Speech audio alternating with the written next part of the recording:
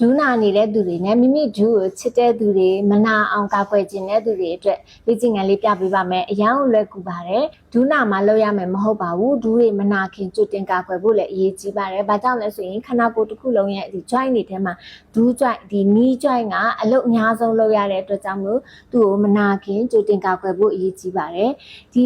knee joint ကိုကာကွယ်ဖို့ဆိုရင်ဒီခြေသလုံးချက်သားတွေပေါင်ချက်သားတွေအတမာမှသူက knee ကိုဒီ knee joint ကိုကာကွယ်ပေးမယ်ဒူးမနာအောင်ကာကွယ်ပေးနိုင်မှာဒါကြောင့်မလို့ခဏပြတဲ့လေ့ကျင့်ခန်းလေးတွေကတော့ဒီ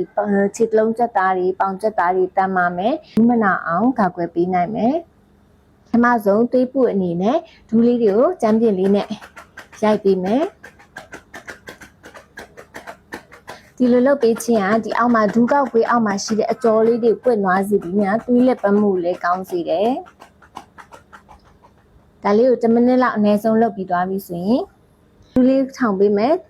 ပြီးရင်လက်ကလေးနဲ့ပိုက်ပြီးဆွဲလိုက်မယ်ခါလေးတွေမှတ်ထားပေးပါပြီးရင်ခြေထောက်လေးကိုနိုင်သလောက်လေးဆွဲမပေးမယ်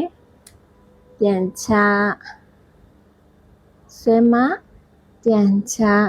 ဒီလောက်ထိမစနိုင်သေးလဲရပါတယ်ကိုနိုင်တလောက်လုပ်လို့ရပါတယ်ဘယ်လေးစင်ခမ်းလို့ဆိုရင်စလုပ်ခြင်းကတော့ဒီလောက်ထိရကျင်မှရမှာဒါကြောင့်မလို့ကိုနိုင်တလောက်ဒီလောက်ပဲနိုင်နေဆိုရင်ဒီလောက်ဆန်လုပ်ရင်နဲ့တဖြည်းဖြည်းပေါ်ဆန်လိုက်နိုင်မှာပါဒါလေးကိုအကြိမ်20လောက်လုပ်ပြီးပြီဆိုရင်ခဏလေးနားပေးမယ်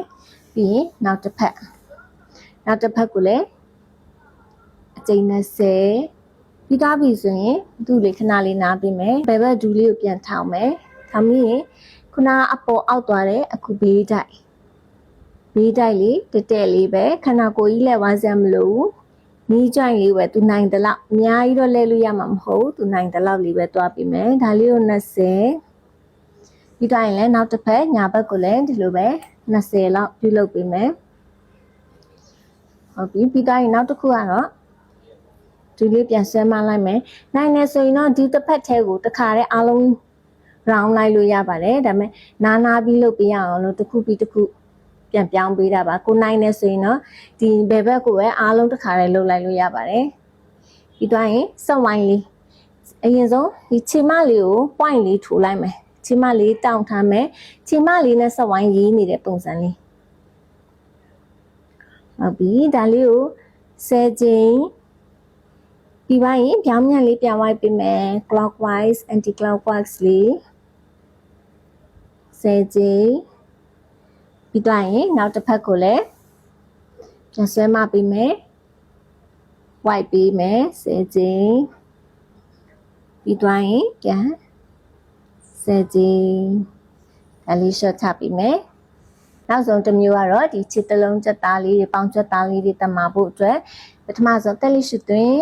ရှုထုတ်တဲ့လေးနဲ့ခြေဖွားလေးကိုကိုယ့်ဘက်ကိုကော့တင်နိုင်တဲ့လောက်လေးဆွဲမတင်လိုက်မယ်ပြီးရင်ဒူးကောင်းညစ်မယ်ပေါင်လေးတွေညစ်မယ်လက်ကိုမထောက်ထားပါဘူးလက်ထောက်ထားရင်လက်ပေါ်အားသွားလိုက်မှာဆိုလို့အားကဒီဒူးကောင်းနဲ့ပေါင်နဲ့ကိုပဲလို့ချင်တာညစ်ထားမယ်ခြေဖွားလေးကိုကိုယ့်ဘက်ကော့ထားမယ်ဆိုရင်ကျမ်းပြင်းနဲ့ဒီခြေဖနှောက်လေးကလွတ်သွားမယ်အဲ့ဒါလေးကိုဆွဲထိန်းထားပါညစ်ထားပြီးတက်လျက်ရှုသွင်းရှုထုတ်ပုံမှန်လေးလုပ်နေနော်ပြီးသွားပြီ10စက္ကန့်20လောက်နိုင်လောက်လေးဆွဲထိန်းထားမယ်ပြီးမှတာလေး short ချလိုက်ပါဒါလေးကိုတော့5ကြိမ်လောက်လုပ်ပေးပါပြီးသွားပြီဆိုရင်နောက်ဆုံးဒူးလေးတွေပြန်ခါပေးလိုက်မယ်ဒီလေးကျင်ကန်းလေးတွေကတော့ဒူးနာနေသည်ဖြစ်စေမနာနေသည်ဖြစ်စေကိုကကြိုတင်ကာကွယ်ဖို့အတွက်နေ့စဉ်လုပ်ပေးလို့ရတဲ့လေးကျင်ကန်းလေးတွေပါအားလုံးကျန်းမာပျော်ရွှင်ကြပါစေ